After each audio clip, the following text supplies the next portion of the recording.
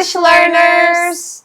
A aula de hoje é sobre artigos. Existem 3 opções de artigos: a, an e the.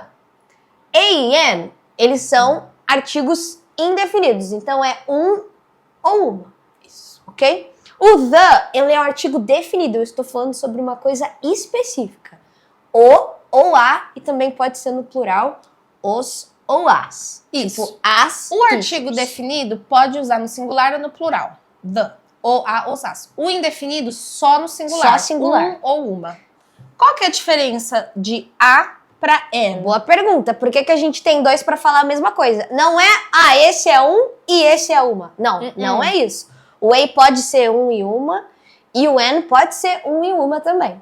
Então a diferença é, quando a gente tem uma palavra, um substantivo, enfim, que tem a som de vogal, vamos dar um exemplo aqui.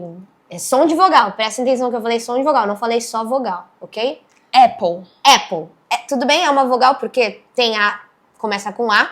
Então, quando tem som de vogal, eu uso esse an justamente para não ficar a apple. Pra não ficar parecendo que você tá gaguejando. Exato. Apple. Ele fica Ele dá uma liga. an apple, An ok? apple. Agora, por que eu comentei som de vogal? Porque tem palavras que começam com consoante que tem som de vogal, que inclusive a teacher Adri deu exemplo lá na aula de pronúncia. Se você não assistiu, volta lá pra assistir. Mas eu vou te falar de qualquer jeito. Que é Honest e hour. honest e hour. Que os dois começam Duas com começam H. com H que não tem som. O H não tem som. Ele Então é mudo. a palavra começa com som de vogal. Então, a gente usa an hour, or an honest person. Adri, por exemplo. Agora, som de vogal. Logo, o E é para som de consoante. Voltamos para som de consoante. Som de. Não apenas palavras que começam com consoante. Então, a palavra consoante. Table. A table. Vamos lá. Umbrella.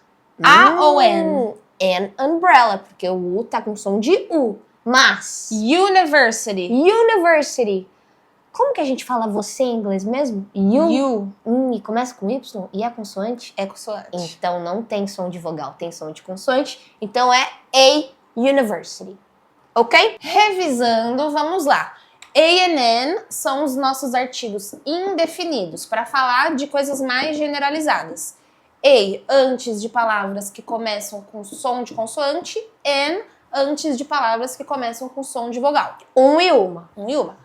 The significa o, a, os, as. Então é o nosso artigo definido para falar de algo específico. Que pode ser plural ou singular. Né?